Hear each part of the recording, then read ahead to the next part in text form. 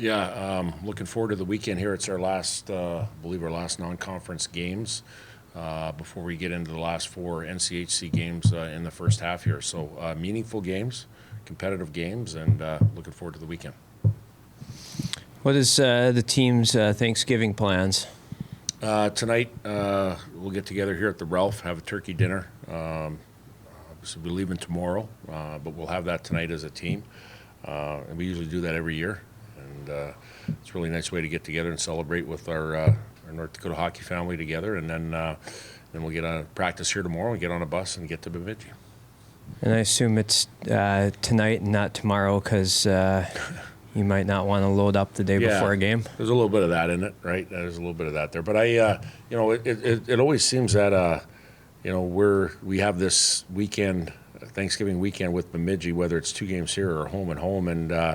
And we usually play the first game on Friday in Bemidji all the time. And I think that's, it's always tough, because obviously Thanksgiving's about family and being around family. But, we are family here together. And I think it's kind of neat that we're together riding the bus over there and spending time in the hotel and getting ready for the weekend on a Thursday. And obviously there's a couple NFL games on, too, that guys like to sit around and watch together, too. What are your impressions of Bemidji State? Yeah, again, year after year, they're very competitive. When we play these games, there's not a lot of time and space, and they have players that can make plays. They have some newer players on their team that are very good, and some very experienced players like Judding, their captain, winning faceoffs and leading by example, and they have outstanding goaltending, as we do as well. So it should be a action-packed weekend in the Sanford Center over there and the Ralph here. I think like 6 of the last 7 series against them, there's been at least one overtime game. You guys just had one. Without Jackson Blake and Reese Gaber, how have you guys worked on which personnel you may use in a 3-on-3 if you get into that situation? Yeah, well, we practice it too, and we have our tandems that we throw out there too, each and every practice when we do 3-on-3, 4-on-4. But yeah, it's starting with the puck is a big deal, trying to win the initial faceoff and gain possession. And we do have some guys that are very good at it. Dylan James is a guy that comes to mind too, that has outstanding speed. That can separate off the rush and different things. So yeah, we got some different players that bring different things to the table. But it's one of those things that we do work on it.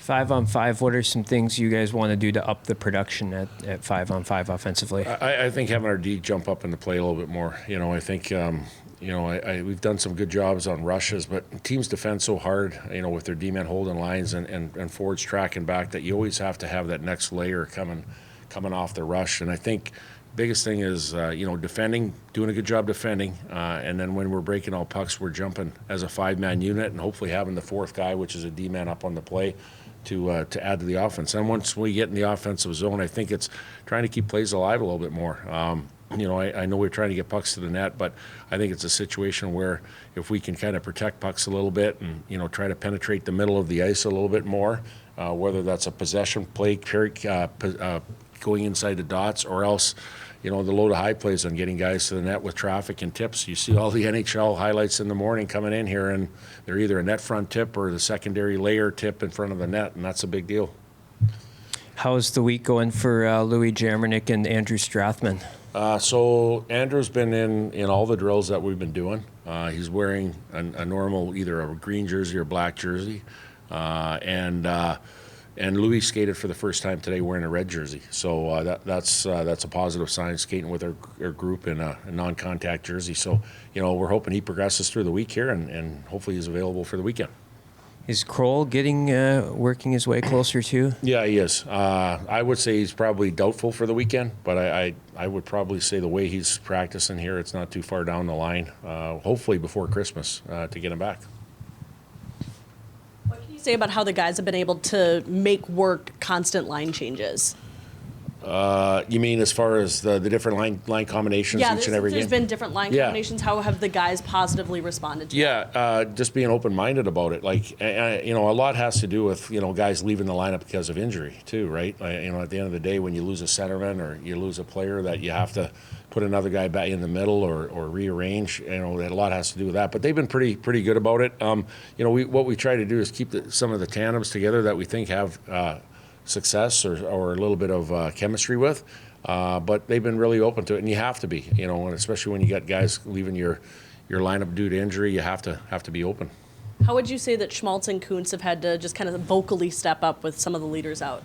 Yeah, well, again, they've done a good job that way, and I think I think I told you guys on a post-game press conference on Saturday that we ended up bringing 4 new guys that don't wear a letter into our leadership group there, and I thought they did an outstanding job too. And it's something that I think at the end of the day, everybody has to be a driver. I had a message today on the ice that just because we have some guys letters out of the lineup, some leaders. Everybody's got to drive, whether you're wearing a letter or whether you're recently added to the leadership group or whether you're a first-year guy.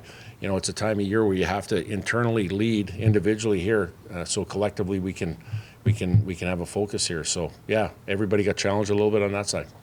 How have you seen Sasha grow his game and adapt to the college level, especially recently? I believe his consistency in his game. I think being a young guy and having some success.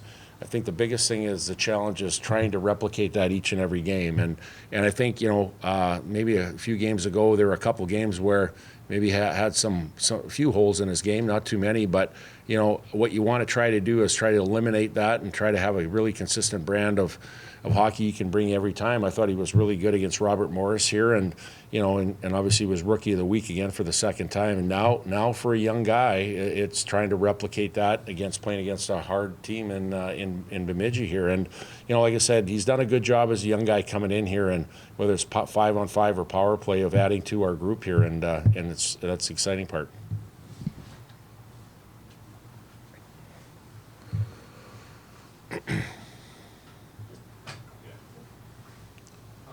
Coach, obviously when we talked in during training camp, every year is different with your roster. What can you say? What is this team? What is the 2024-2025 UND hockey program? Well, I think it's a team that's growing as we see it here. If you were to ask me in the training camp that, would we have this number of players, influential players out of our lineup, I would have probably said no. But again, that brings another season to your what we're dealing with here. And at the end of the day, I'm proud of our guys, the way they're digging in here right now as far as guys stepping up. And, we won a couple of huge games that we had to win this past weekend. These are the last 2 non-conference games, and these are situations where you got to make sure that you don't leave anything on the table. And I'm proud of our guys that are digging in. And we know that the second half of the season gets exponentially tougher, but we hope that obviously players will be back in our lineup by then. But until then, our guys have done a good job of trying to keep things in front of them here and look and playing on a game-by-game basis. And with game 1 against Robert Morris, you guys had to face some adversity, head to overtime. How important was that for the team to weather that storm and come out on top of the Well, that was huge. Anytime that you give up a 2-goal lead and then you go ahead to make it 3-2, a 1-goal lead, and then you give up a goal with 5 seconds left, that's always tough. But the very easy thing would be giving up momentum and the other team scoring that goal in overtime. It showed courage and it showed resiliency of scoring the goal to make it a 4-3 game, to win that game. And I think that was a morale booster for sure that led into the next night. And, we were better on Saturday night defensively and didn't give up as many line rushes and outnumbered situations. So, those are things that you build upon, and you look back to, at the end of the day, when you go into the second half of the season, you look back at that Friday night game against Robert Morris and, you found a way to win the game, albeit you gave up a lead. And those are things that in retrospect you look at that you can build on.